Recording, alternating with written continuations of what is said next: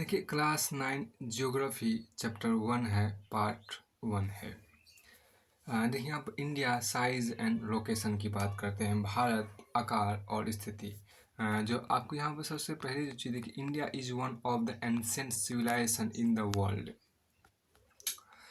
In the world, it has achieved multifaceted socio-economic progress during the last 5 decades. It has moved forward, displaying remarkable progress in the field of agriculture, industry, technology, and overall economic development.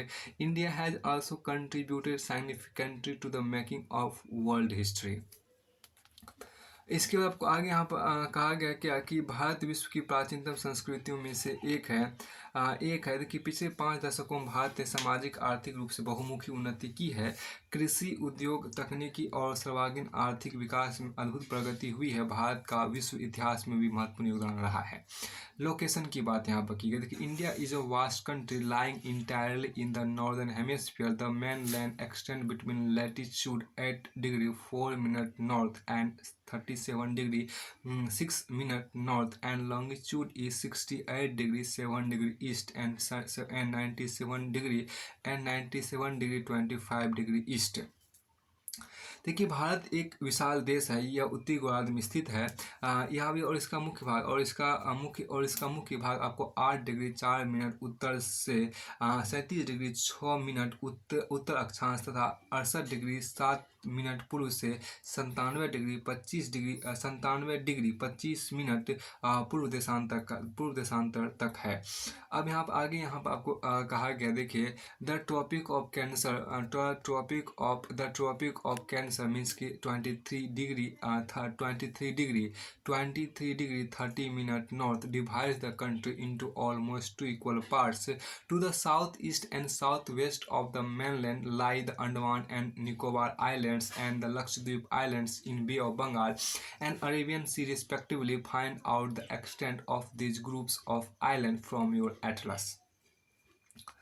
अब देखिए लगभग 2 बराबर भागों में यहाँ पर क्या है कि उसका कर्क रेखा 23 डिग्री, कर्क रेखा आपको 23 डिग्री 30 मिनट उत्तर में देश को लगभग 2 बराबर भागों में बांटती है। मुख्य भूभाग के दक्षिण पूर्व में अंडमान और निकोबार द्वीप समूह, बंगाल की खाड़ी तथा दक्षिण पश्चिम में लक्षद्वीप द्वीप समूह अरब सागर में स्थित है।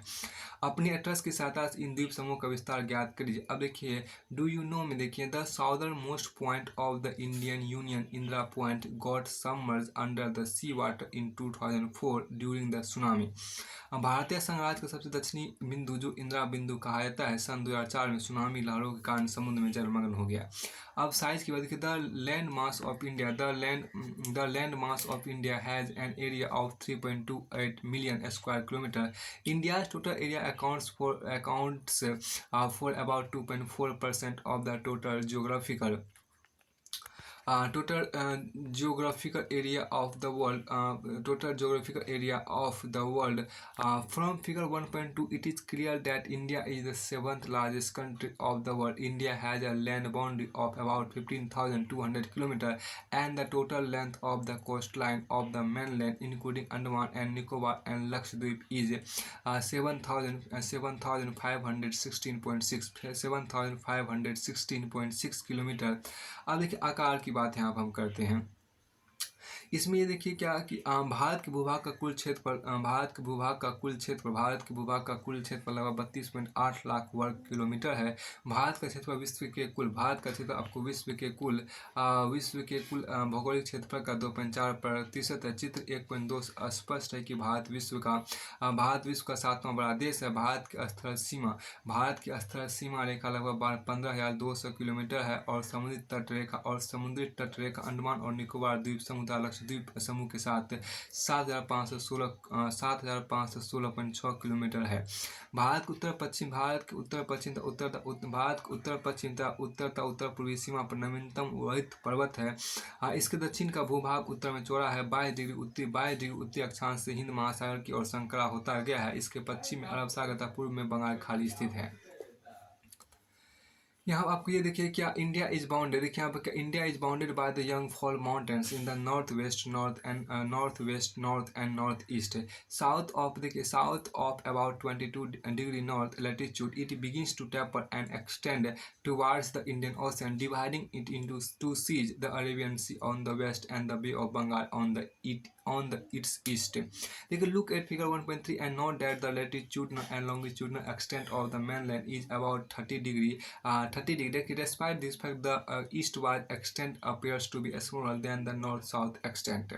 अब देखिए चित्र एक 1.3 में देखिए चित्र 1.3 में देखिए कि अक्षांश और देशांतर का विस्तार और देशांतर का विस्तार लगभग 30 डिग्री है, परंतु फिर भी पूर्व पश्चिम का विस्तार उत्तर दक्षिण के विस्तार के अपेक्षा कम प्रतीत होता है।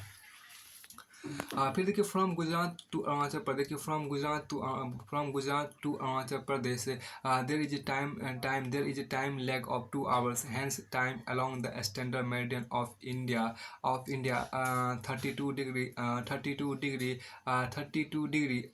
30 minute east passing through Mirzapur in Uttar Pradesh is taken as the standard time for the whole country। The latitudinal extent influence the duration of the day and night as one moves from south to north. अब गुजरात से अरुणाचल प्रदेश का स्थानीय समय में 2 घंटे का अंतर है। अतः 82 डिग्री 30 मिनट पूर्व देशांतर रेखा को भारत की मानक यामोत्तर माना गया है, जो कि उत्तर प्रदेश में मिर्जापुर से गुजरती है। अक्षांश का प्रभाव दक्षिण से उत्तर की ओर दिन और रात की अवधि पर पड़ता है। अब यहाँ पर एक खास बात जो देखिए फिर फाइंड आउट्स की बात यहाँ पर की गई है।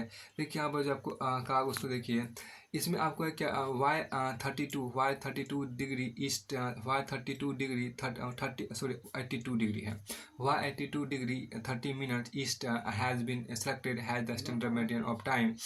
Y is the difference between the duration of day and night hardly felt at Kanyakumari but not so in Kashmir. देखिए 82 डिग्री 30 मिनट पूर्व देशांतर को भारत की मानक यामोत्तर क्यों माना गया है, कन्याकुमारी और कश्मीर में दिन रात की अवधि में अंतर क्यों है। फिर इंडिया एंड द वर्ल्ड की बात आपको की गई, इंडिया एंड द वर्ल्ड की बात आपको यहाँ पर की गई है। इंडिया एंड द वर्ल्ड मतलब क्या, भारत और विश्व की बात आपको है। देखिए यहाँ था भारत और विश्व की बात आपके यहाँ पर है। The Indian landmass has a central location between the East and the West Asia. India is a southward extension of the Asian continent. The Trans-Indian Ocean routes which connect the countries of Europe in the west and the countries of East Asia provide a strategic central location to India. Note that the Deccan Peninsula protrudes into the Indian Ocean, thus helping India to establish close contact with West Asia, Africa and Europe from the western coast, and with Southeast and East Asia from the eastern coast. No other country has a long coastline on the Indian Ocean as India has. And indeed, it is India's eminent position in the Indian Ocean which justify the naming of an ocean after it। देखिए भारत और विश्व की बात यहाँ देखिए, भारतीय भूखंड Asia महाद्वीप के पूर्व और पश्चिम के मध्य में स्थित है। भारतीय भूभाग एशिया महाद्वीप का दक्षिणी विस्तार है। हिंद महासागर जो कि पश्चिम में यूरोपीय देशों और पूर्वी एशियाई देशों को मिलाता है, भारत को केंद्र स्थिति प्रदान करता है। लेकिन देखिए दक्षिण का पठार हिंद महासागर में शीर्षवत फैला हुआ है और पश्चिम एशिया अफ्रीका यूरोप के देशों के साथ साथ पूर्वी एशिया के देशों से भी पूर्वी तट के माध्यम से निकटतम संबंध बनाए हुए। हिंद महासागर में किसी भी देश की तटीय सीमा भारत जैसी नहीं है। भारत की इसी महत्वपूर्ण स्थिति कारण एक महासागर का नाम इसके नाम पर रखा गया है। Do you know, since the opening of the Suez canal in 1869 India distance from Europe has been reduced by 7000 kilometre. अब आप क्या जानते हैं, सन 1870 में आपको सुएज नहर के खुलने से भारत और यूरोप के बीच की दूरी लगभग 7000 किलोमीटर कम हो गई। अब आगे यहाँ पर आपको कहा गया, देखिए एक आपको ग्राफ दिया गया, देखिए United national demographic year book 2, ये इतना महत्वपूर्ण है। आगे चलिए उसके बाद फिर आपको यहाँ पर भारत का जो मैप आपको यहाँ देखिए दिया गया है। तो भारत की जो आपको यहाँ पर चौड़ाई है, मतलब पूर्व से पश्चिम की जो चौड़ाई है वो आपको 2933 किलोमीटर है, और लंबाई जो कि आपको उत्तर से दक्षिण की ओर है वो आपको 3214 किलोमीटर आपको है। यहाँ पर आपको फिर एक दूसरा भी मैप आपके यहाँ पर शो किया गया। हम देखिए क्या India on international highway of trade and commerce की बात यहाँ पर मैप आपको दिया गया है। कई इस उतना महत्वपूर्ण है, हम आते हैं इस फिगर की बात हम चर्चा अगले वीडियो में भी करेंगे। इसके बाद आपको आगे यहाँ पर दिया गया है इंडिया एंड कॉन्टैक्ट, यहाँ पर देखिए इंडिया एंड कॉन्टैक्ट की जो बात है उसको यहाँ पर थोड़ा सा देखने का हम प्रयास करते हैं। इसमें देखिए का India's contact with the world, देखिए इंडियाज़ कॉन्टैक्ट, देखिए यहाँ पर क्या, India's contact with the world have continued through age but her relationship, देखिए India's contact with the world have continued through age but her relationship through the land routes are much older than her meridian contacts. The various passages across the mountains in the north have provided passage to the ancient travelers, while the ocean restricted such interaction for a long time. देखिए यहाँ पर जो आपको कहा गया कि भारत विश्व के देशों के साथ, भारत विश्व के देशों के साथ, देखिए भारत विश्व के देशों के साथ संपर्क युगों पुराना, भारत का विश्व के देशों के साथ संपर्क युगों पुराना है, परंतु यह संबंध समुद्री जलमार्गों की अपेक्षा भूभागों से होकर था। उत्तरी पर्वतों से, देखिए उत्तरी पर्वतों के दरों से अनेक यात्री प्राचीन काल में भारत आए, जबकि समुद्री मार्ग बहुत समय तक ज्ञात नहीं थे। अब देखिए these routes have contributed, देखिए these routes have contributed in the exchange of ideas and commodities since ancient times. The ideas of the Upanishad and the Ramayana, the story of Panchtantra, the stories of Panchtantra, the Indian numerals and the decimal system thus could reach many parts of the world. The spices, muslin, and other merchandise were taken from India to different countries. On the other hand, the influence of Greek sculptures and the architectural styles of dome and minarets from West Asia can be seen in different parts of the country. देखिए यहाँ जो कहा गया इन मार्गों से प्राचीन समय से विचारों और वस्तुओं का आदान प्रदान होता रहा है। भारत का पश्चिम मध्य और यहाँ देखिए क्या कि भारत का, देखिए भारत विश्व के देशों के साथ, देखिए भारत का विश्व के देशों के साथ संपर्क युगों पुराना है, परंतु यह संबंध समुद्री जलमार्गों की अपेक्षा भूभागों से होकर था। उत्तरी पर्वतों के दर्रों से अनेक यात्री प्राचीन काल में भारत आए, जबकि समुद्री मार्ग बहुत समय तक ज्ञात नहीं थे।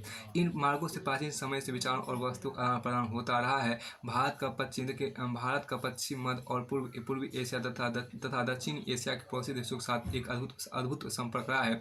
इसी प्रकार उपनिषदों के विचार, रामायण तथा पंचतंत्र की कहानियाँ, भारतीय अंक एवं दशमलव प्रणाली आदि संसार के विभिन्न भागों तक पहुंच सके। मसाले, मरमर आदि का प्रथा, व्यापार के अन्य सामान भारत से विभिन्न देशों को ले जाए जाते थे।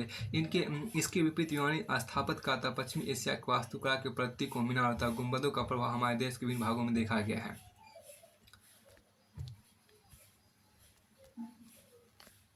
अब देखिए इंडियाज नेबर की बात करते हैं, भारत के पड़ोसी की बात हम यहाँ पर कर लेते हैं। देखिए यहाँ पर India occupies an important strategic position in south Asia. India has 28 states and 8 union territories. देखिए भारत का दक्षिण एशिया में एक महत्वपूर्ण स्थान है। भारत में 28 राज्य और 8 केंद्र शासित प्रदेश है उसके यहाँ पर देखिए एक आपको फाइंड आउट की बात यहाँ पर की गई। फाइंड आउट में यहाँ पर थोड़ा सा देखिए, इसमें जो आपको कहा गया क्या कि the number of union territories along the western and eastern coast area wise which is the smallest and which is the largest state.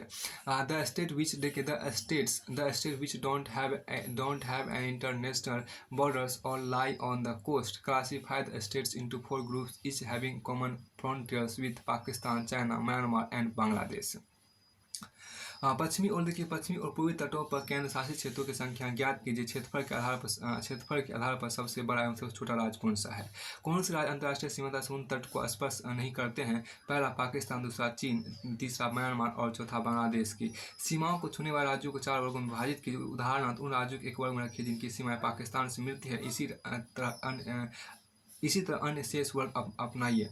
India shares its land boundaries with Pakistan and Afghanistan in the north west and China including Tibet, Nepal, Bhutan in the north and Myanmar and Bangladesh in the east. Our southern neighbors across the sea consist of 2 island countries, namely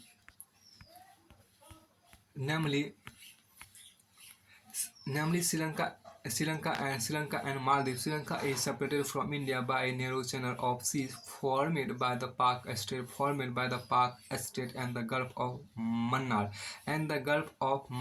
while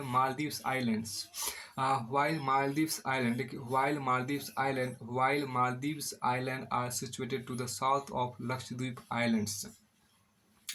Lakshadweep islands, अब यहाँ बात इस चीज़ को करते हैं। Bharat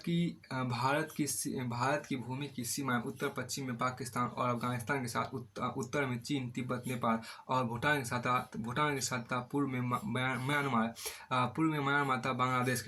Myanmar, था बांग्लादेश के साथ, है। तिब्बत देखिए यहाँ पर दक्षिण में समुद्र पार, देखिए दक्षिण में समुद्र पार हमारे पड़ोसी दो द्वीप समूह राष्ट्र श्रीलंका और मालदीव है। भारत और श्रीलंका के बीच में छोटा समुद्री रास्ता पाक जल संधि मन्नार की खाड़ी है। मालदीव लक्षद्वीप समूह के दक्षिण में स्थित है। मालदीव लक्षद्वीप समूह के दक्षिण में स्थित है। अपने पड़ोसी देशों के साथ भारत के भौगोलिक और ऐतिहासिक संबंध बहुत अच्छे रहे हैं। आपने एटलस में एशिया के मानचित्र में देखा कि भारत कैसे अलग दिखाई देता है। उसके बाद आपको आगे यहाँ पे है, इसके आपको देखिए यहाँ पर एक खास बात जो आपको इंडिया हैज़ स्ट्रॉन्ग जोग्राफिकल, एक मिनट यहाँ इसका नहीं था, इंडिया नेवर, एक मिनट रुकिए। तो देखिए डू यू नो में यहाँ पर आपको कहा गया है, डू यू नो में क्या before 1947 there were two types of state in India, the provinces and the princely state. Provinces were ruled directly by British officer who were appointed by the viceroy. Princely states were ruled by local hereditary rulers who acknowledge sovereignty in return for local autonomy. देखिए यहाँ पर क्या कि इसमें यह कहा गया कि आप जानते हैं कि एक खास बात आपके यहाँ पर कहा गया कि सन 1947 से पूर्व भारत में दो प्रकार के राज्य थे। पहला था प्रांत राज्य और दूसरा था रियासत राज्य। देखिए वायसराय द्वारा नियुक्त, वायसराय द्वारा नियुक्त अंग्रेज अधिकारी प्रांतों पर शासन करते थे और रियासतों का शासन स्थानीय शासकों द्वारा पैतृकता के आधार पर अंग्रेजी शासकों की सत्ता मानकर स्वायत्तता से किया जाता था। अब आगे यहाँ पे एक खास बात जो आपको यहाँ पर कहा है कि उसको देखिए मेंशन कीजिए। श्रीलंका, देखिए यहाँ पर क्या इसमें यह कहा गया इंडिया हैज़ ए स्टोन, देखिए इंडिया हैज़ हैड, देखिए आप इंडिया हैज़ हैड की बात आपके यहाँ पर है। इंडिया हैज़ हैड, देखिए आप India has had a strong geographical and historical links with her neighbours. Look at the physical map of Asia in your Atlas and note how India stands apart from the rest of Asia. अब यहाँ देखिए भारत की भूमि की सीमा उत्तर पश्चिम में, ये तो हो चुका था। अब आगे यहाँ पर आपको जो कहा गया उसको देखिए। इसमें क्या क्या कि अपने पड़ोसी देशों के साथ देखिए कि अपने पड़ोसी देशों के साथ भारत के भौगोलिक और ऐतिहासिक संबंध बहुत अच्छे रहे हैं। India has had strong geographical and historical links with her neighbours. अपने पड़ोसी देशों के साथ भारत के भौगोलिक और ऐतिहासिक संबंध बहुत अच्छे रहे हैं। अपने एटलस में एशिया के मानचित्र को देख और भारत कैसे अलग दिखाई देता है। अब यहाँ पे एक खास बात जो कहा गया इसमें देखिए एक पोर्टल की बात। School Bhuvan is a portal, देखिए School Bhuvan is a portal providing map based learning to bring awareness among the countries natural resource environment and their role in sustainable development. It देखिए इट इज एन, देखिए यहाँ पर it is, देखिए आप it is an School Bhuvan is a portal providing map-based learning to bring awareness among the students about the country's natural resource environment and their role in sustainable development. It is an initiative. It is an initiative of Bhuvan and NRSC, ISRO based on NCERT syllabus. You can explore various maps of India related to the secondary stage on HTTP Bhuvan app nrc.gov.in। अब यहाँ देखिए क्या कि school भुवन एक portal है जो देश के प्राकृतिक संसाधनों, पर्यावरण और सतत विकास उनकी भूमिका के बारे में छात्रों के बीच जागरूकता लाने के लिए मानचित्र आधारित शिक्षा प्रदान करता है। यह एनसीईआरटी पाठ्यक्रम के आधार पर भुवन एनसीईआरटी इसरो की एक पहल है। देखिए यहाँ पर क्या आप माध्यमिक स्तर से संबंधित भारत के विभिन्न मानचित्रों को देख सकते हैं। यहाँ पर आपको देख सकते हैं। फिर आपको आगे यहाँ पर जो कहा उसको यहाँ पर आपको है कि इसके बाद देखिए यहाँ पर एक खास जो एक चैप्टर है वो पूरे से आपको फिनिश होता है। अब हम आगे चैप्टर को चलते हैं। अभी देखिए आपको क्लास 9 ज्योग्राफी चैप्टर 2 है, फिजिकल फीचर ऑफ इंडिया की बात की गई। फिजिकल फीचर ऑफ इंडिया की बात की गई, इसको हम समझने का प्रयास करते हैं। तो सबसे पहले देखिए भारत का भौतिक स्वरूप क्या है। देखिए भारत का जो भौतिक स्वरूप है उनको हम यहाँ पर देखने का प्रयास करते हैं।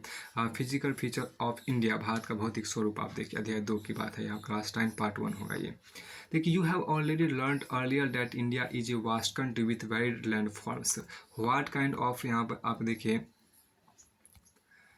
You have already देखिए यहाँ पे you have already learned earlier that India is a vast country with varied landforms. What kind of terrain do you live in? If you live in plains, you are familiar with the vast stretches.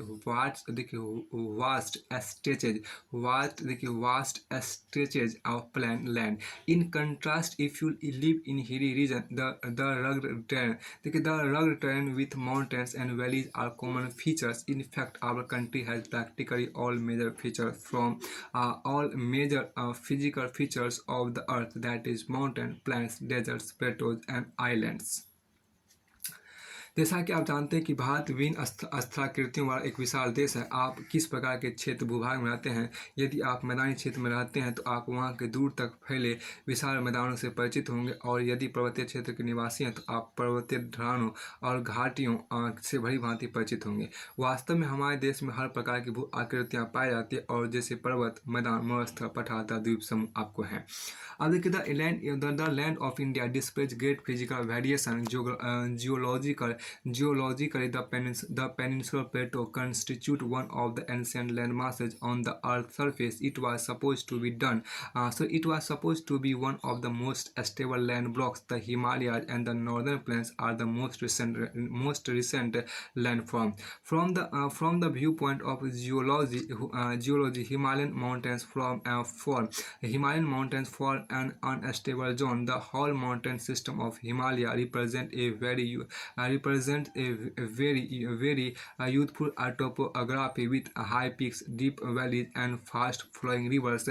The northern plains are formed of alluvial deposits. The peninsular plateau is composed of igneous and metamorphic rocks with gently rising hills and wide valleys.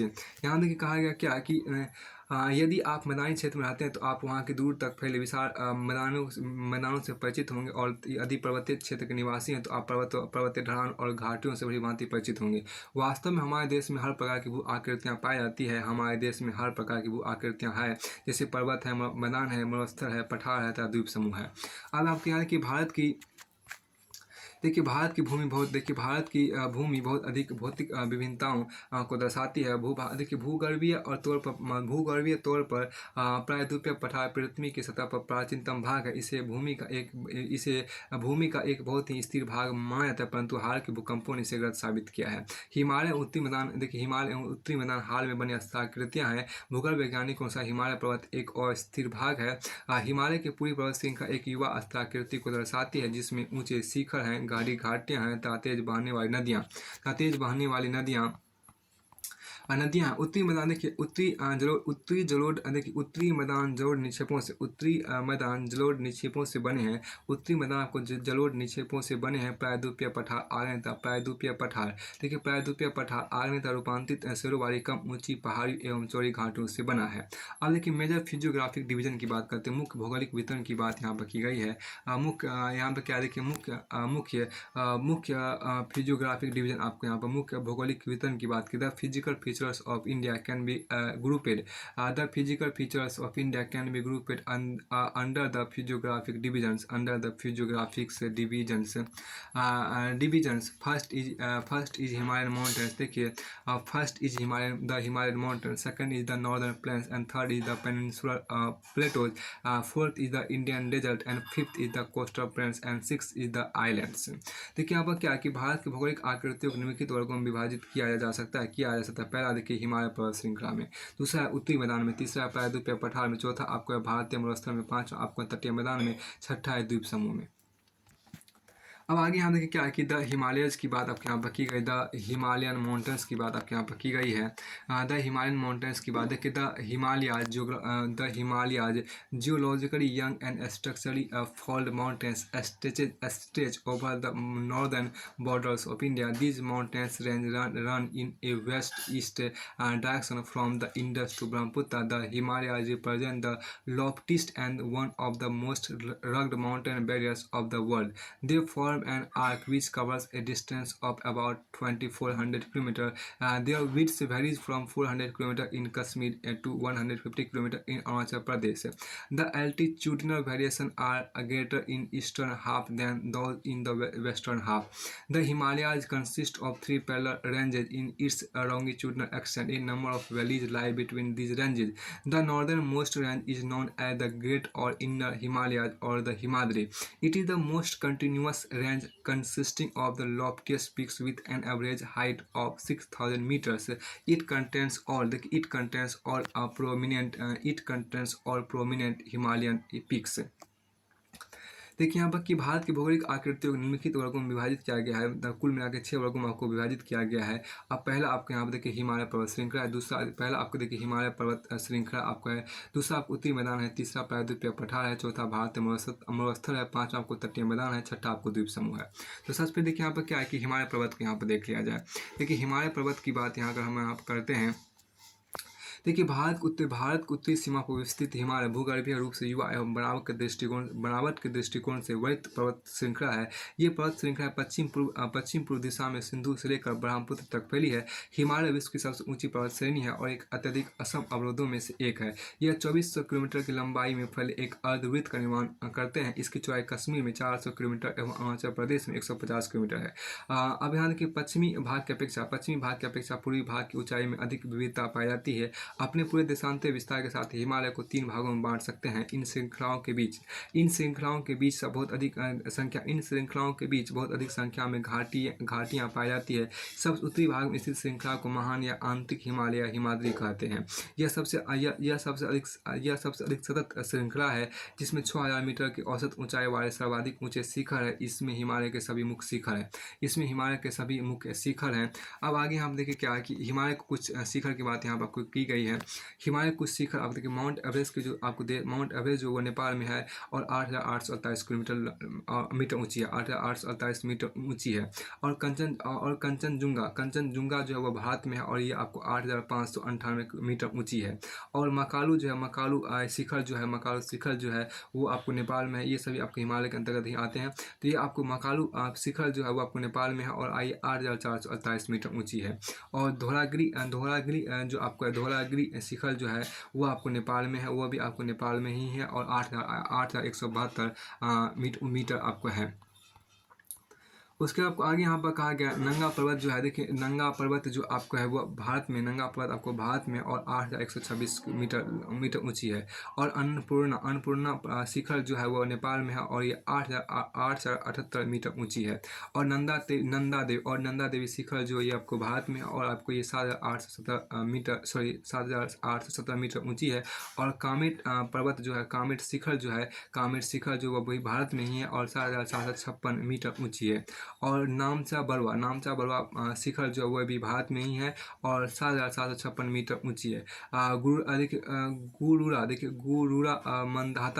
गुरुरा Mandhata जो आपको है यह भी आपको नेपाल में ही है और इसकी गुरुरा मंदाता शिखर जो नेपाल में ही है और ये 7,728 मीटर ऊंची है। उसके आपको आगे यहाँ पर देखिए जो एक मैप आपको यहाँ पर शो किया गया है, सम हाईएस्ट पीक आपको देखिए सम हाईएस्ट पीक ऑफ हिमालय यहाँ पर शो किया गया अंग्रेजी के अंतर्गत आपको यहाँ पर है। तो इसमें आपको देखिए इस छोड़ दीजिए, अब देखिए यहाँ से पढ़ना शुरू कीजिए इस चीज़ में। ये the folds of Great Himalayas are asymmetrical in nature. The core of this part of Himalayas is composed of granite. It is promontory. देखिए यहाँ अच्छा बात आपका आकर कि the folds of the great Himalayas are asymmetrical in nature. The core of this part of Himalayas is composed of granite. It is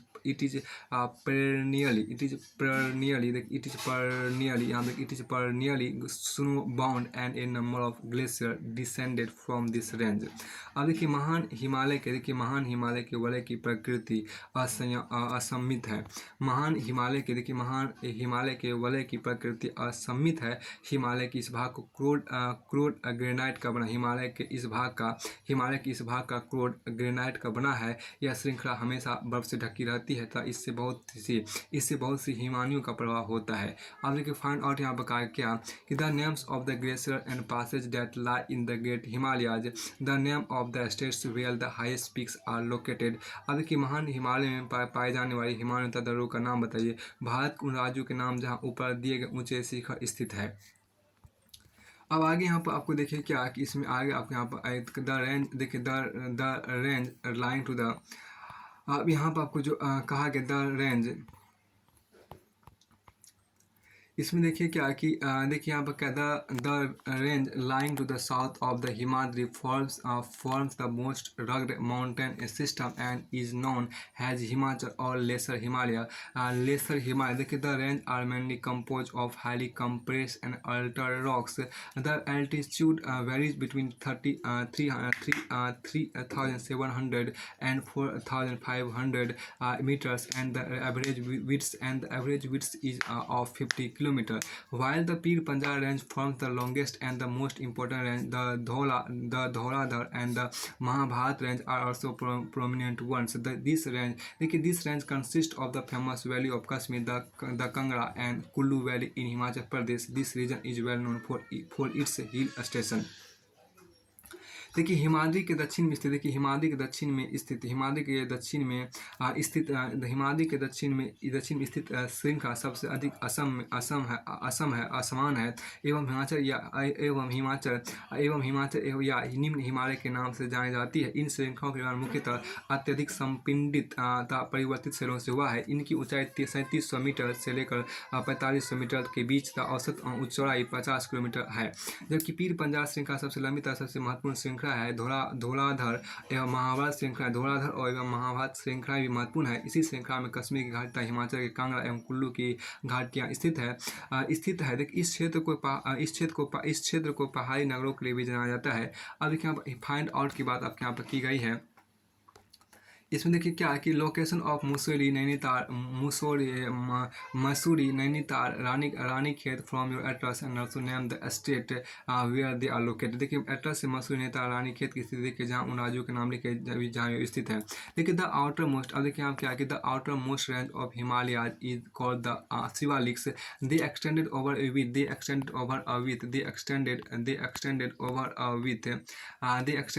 a width of 10 to 50 kilometers and have an altitude varying between 900 and 1100 meters.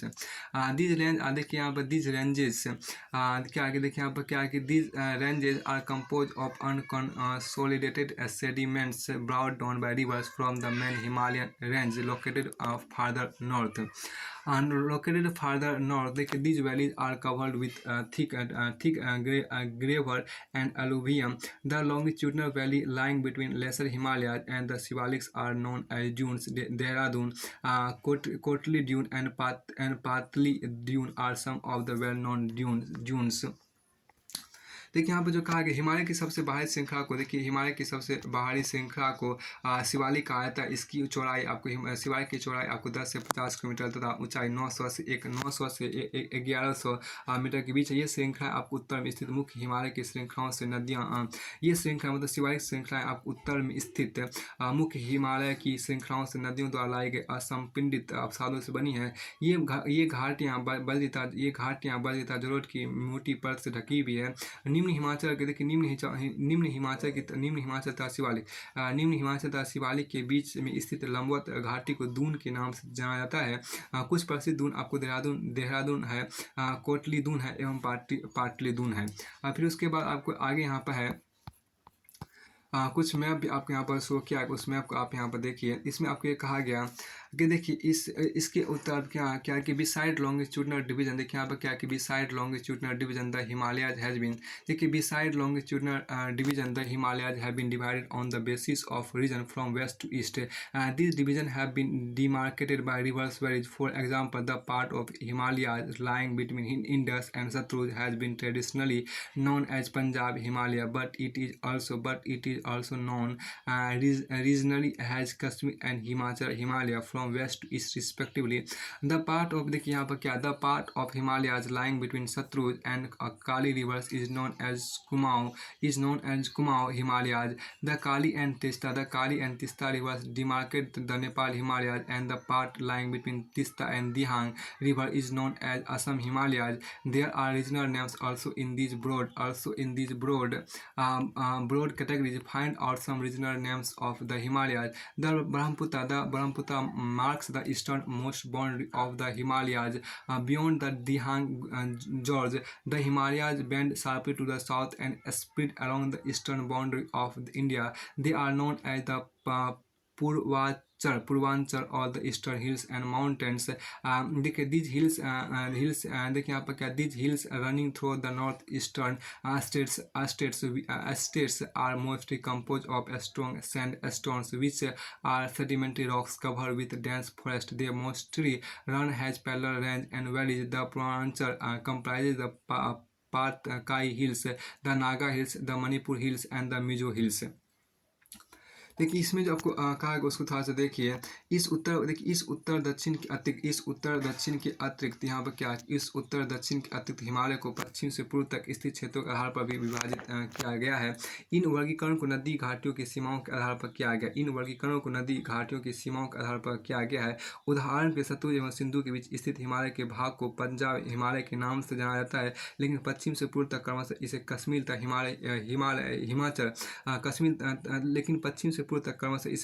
तक हिमाचल हिमालय के नाम से जाना जाता है। सतलुज तथा काली नदियों के बीच स्थित हिमालय के भाग को कुमाऊं हिमालय के नाम से भी जाना जाता है। काली तथा तिस्ता नदियाँ नेपाल हिमालय एवं तिस्ता तथा दिहांग नदियाँ असम हिमालय का सीमांकन करती है। हिमालय कुछ क्षेत्रीय नाम पता कीजिए। ब्रह्मपुत्र हिमालय की सबसे पूर्वी सीमा बनाती है। दिहांग महाखंड के गौर्ज के बाद हिमालय दक्षिण की ओर एक तीखा मोड़ बनाते हुए भारत की पूर्वी सीमा के साथ फैल जाता है। इन्हें पूर्वांचल या पूर्वी पहाड़ी तथा पर्वत श्रृंखलाओं के नाम से जाना जाता है। ये पहाड़ियाँ उत्तर पूर्वी राज्यों से होकर गुजरती है तथा मजबूत बलुआ पत्थरों जो अवसादी सेल है से बनी है। ये घने जंगलों से ढकी है तथा अधिकतर समांतर श्रृंखला एवं घाटियों के रूप में फैली है। पूर्वांचल में पटकाई, नागा, मिजो तथा मणिपुर पहाड़ियाँ शामिल है। अब आपको आगे यहाँ पर कहा गया, देखिए यहाँ पर आपको मिजो हिल्स का इमेज भी दिया गया है। उसके आपको आगे देखिए यहाँ पर क्या था, नॉर्दर्न प्लेन्स भी आपको यहाँ पर दिया गया है, उत्तरी मैदान।